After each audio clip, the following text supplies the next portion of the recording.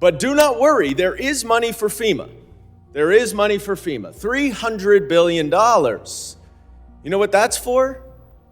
For Donald Trump to play golf. $300 million to reimburse local law enforcement for presidential protection. Welcome to Doublespeak. Today, we're dissecting a critical piece of legislation, a proposed funding bill for the Department of Homeland Security. What we uncover is a deeply partisan approach that prioritizes political projects over the fundamental safety and constitutional rights of the American people. This bill, we've learned, was crafted through reconciliation, a legislative maneuver specifically designed to bypass bipartisan cooperation. It's a stark illustration of the deep political divisions dictating crucial national security funding. At the heart of this bill is a staggering allocation. 2/3 of its $46 billion total is earmarked for a border wall, a physical barrier often described as a personal priority of the president. Yet, the effectiveness of this wall as a modern security measure is highly questionable. Sections have been easily scaled, damaged by weather, and many see it as an outdated solution, more reminiscent of the 1950s than the 20th century. Critically, this bill excludes funding for more modern and effective border security technologies. We're here today, ostensibly, to fund the Department of Homeland Security. I want to talk for a minute about what is actually in this bill, which is pretty remarkable. First of all, 2/3 of the funding in this bill goes to the border wall. Now, you can make arguments about the border wall all you want. Obviously, we know it's a pet project of the president.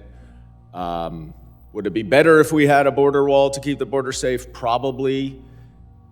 But is it really the most effective use of $46 billion? Of course not. Because not included in here is any funding for the actual effective methods of keeping the border secure. We live in a technological world right now where building a wall, where we've seen people scale it very easily, where we've seen it fall down because of the wind, is a relic from the 1950s that should not be what our government is spending $46 billion on.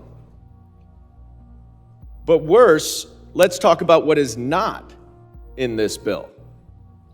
There is no money for emergency management for FEMA. Now, this is not a partisan issue.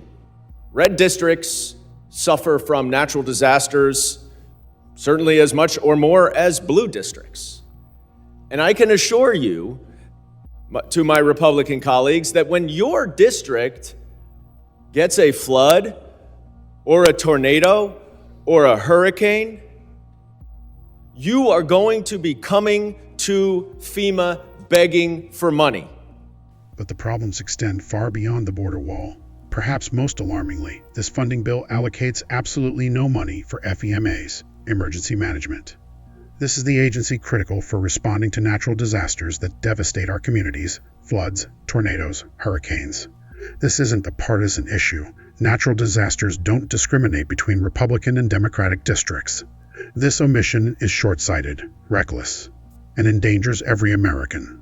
Adding insult to injury, the bill does allocate $300 million to reimburse local law enforcement for presidential protection. This expenditure is directly linked to the president's frequent golf outings. Reports indicate he golfed 24 out of his first 99 days in office. So, while critical disaster relief goes unfunded, taxpayer money is being diverted to facilitate presidential leisure. But do not worry, there is money for FEMA. There is money for FEMA. $300 billion. You know what that's for? For Donald Trump to play golf. $300 million to reimburse local law enforcement for presidential protection related to activities by the president. $300 million. Donald Trump has played golf 24 out of his first 99 days. That is a quarter of the days. So you are funding a bill that does not give any money for natural disasters, that does not repay towns, cities, states for the tremendous amount of money that they have paid out for our immigration system to operate? No. And that's red districts too. But we are going to make sure Donald Trump can play golf, because that's where our $300 million of FEMA money should go to. This is a clear misallocation of funds, undermining public trust and distorting national priorities. Furthermore, the bill fails to reimburse local governments for costs incurred due to immigration enforcement. This negatively impacts communities across the country, including many in so-called red districts that are left to shoulder the financial burden. And finally, we must address the alarming due process violations embedded within our immigration system. We're talking about cases like Kilmar Obgo Garcia, who was wrongly deported and imprisoned in El Salvador. The administration admitted the error, yet no corrective measures have been taken to return him for proper legal proceedings. This isn't just about immigrants. This is about due process, a fundamental constitutional principle that protects all of us. If we allow such egregious violations to stand unchecked, the warning is clear. These erosions of justice could eventually extend beyond immigrants to American citizens themselves. In conclusion, this Homeland Security funding bill is a profound misstep. It prioritizes political symbolism over effective security and genuine disaster management. The absence of emergency management funding endangers all communities. The misuse of taxpayer funds for presidential leisure is an affront to fiscal responsibility, and the ongoing due process violations demand urgent attention and a fierce defense of our constitutional principles. This bill, in its current form, is a betrayal of public trust and a danger to the nation.